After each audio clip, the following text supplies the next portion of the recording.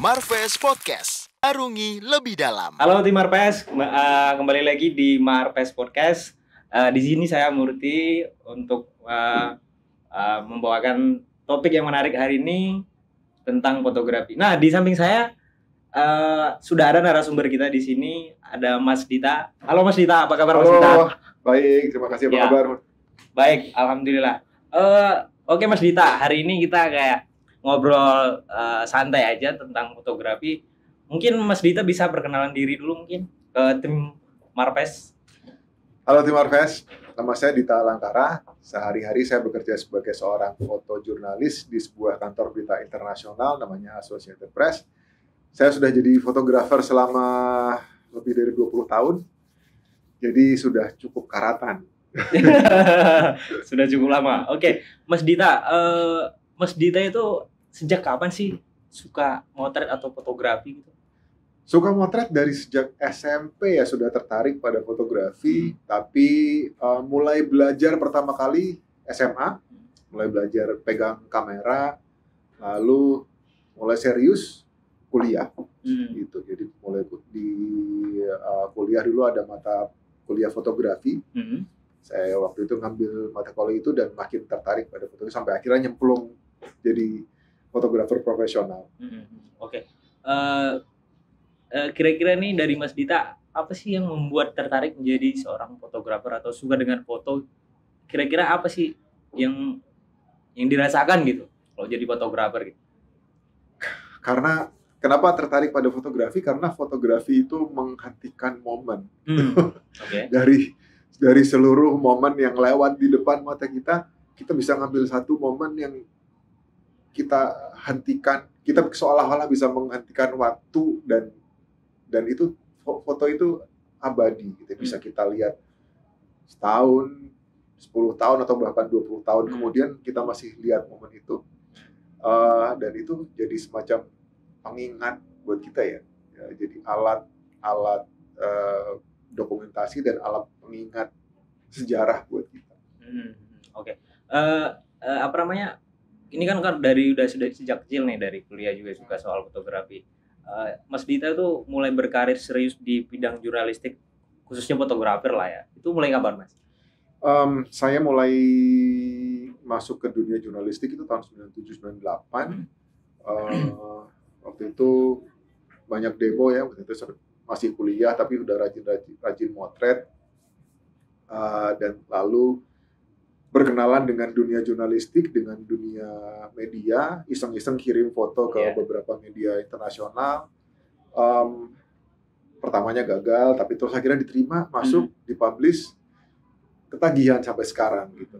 Lalu bekerja di Associated Press sejak 2009 lah, mulai masuk ke situ dan sampai sekarang juga masih bertahan.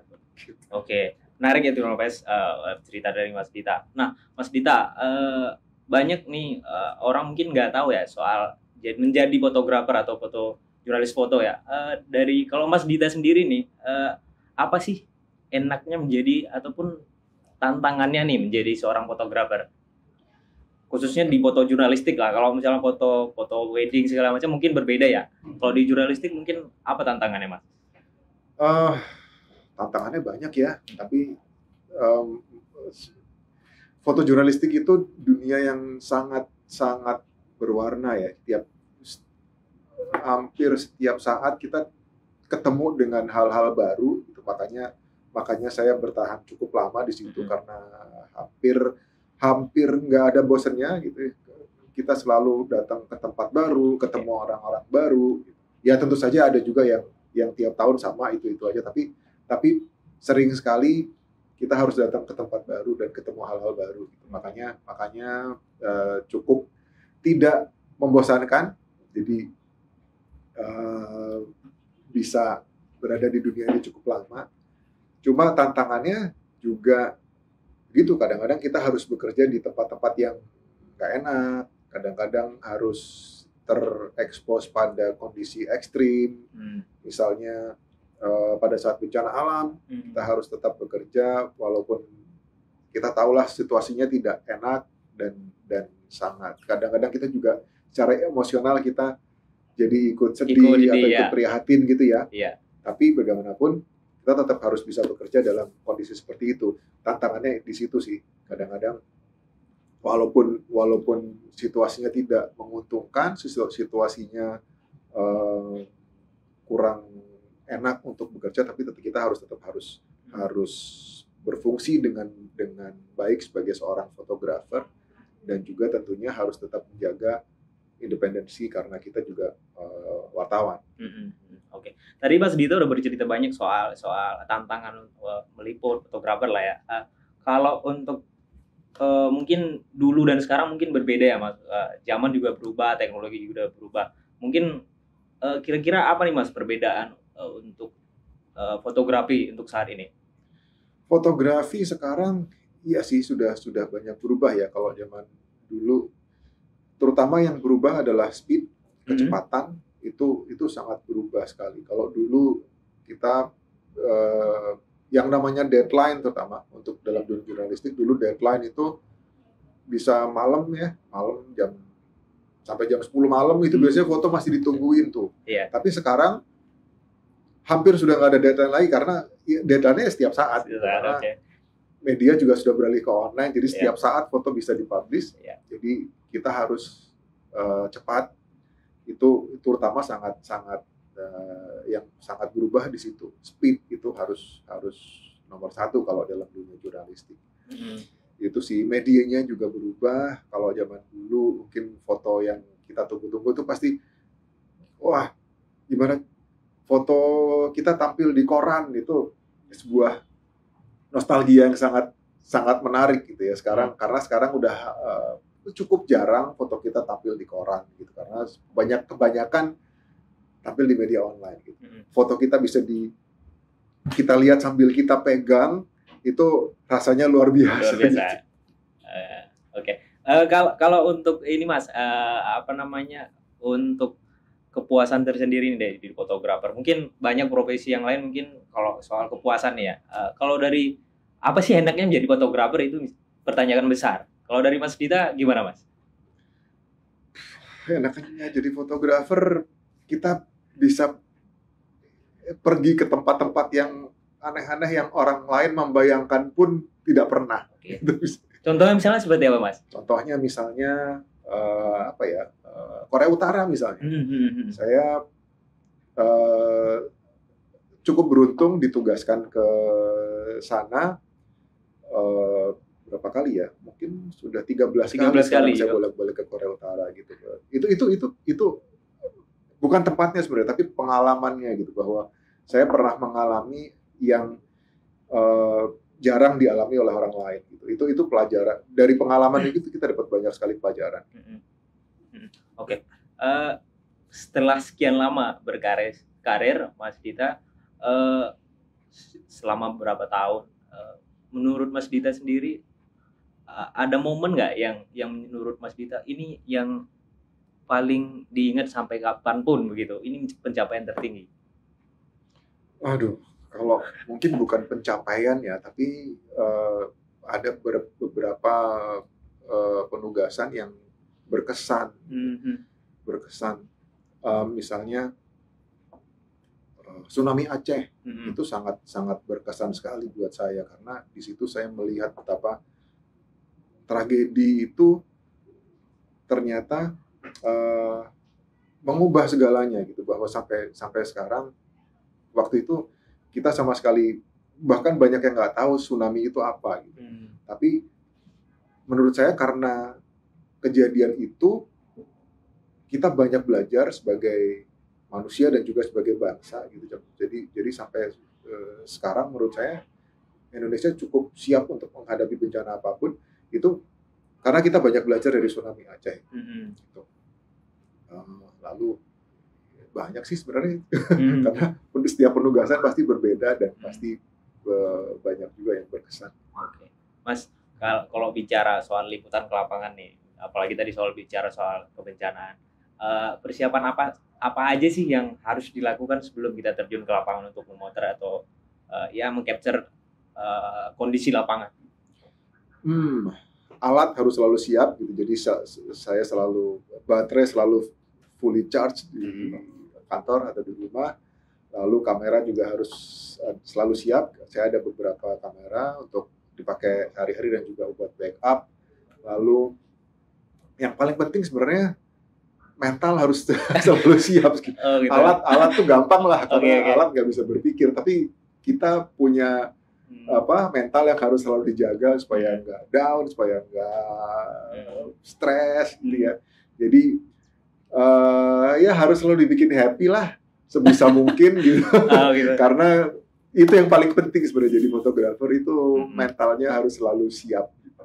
Oke. Mas, kalau bicara fotografi ini kan banyak nih untuk saat ini, apalagi era digitalisasi ya, era digital banyak yang udah mulai suka nggak cuma di DSLR dan sekarang juga di handphone juga bisa ya.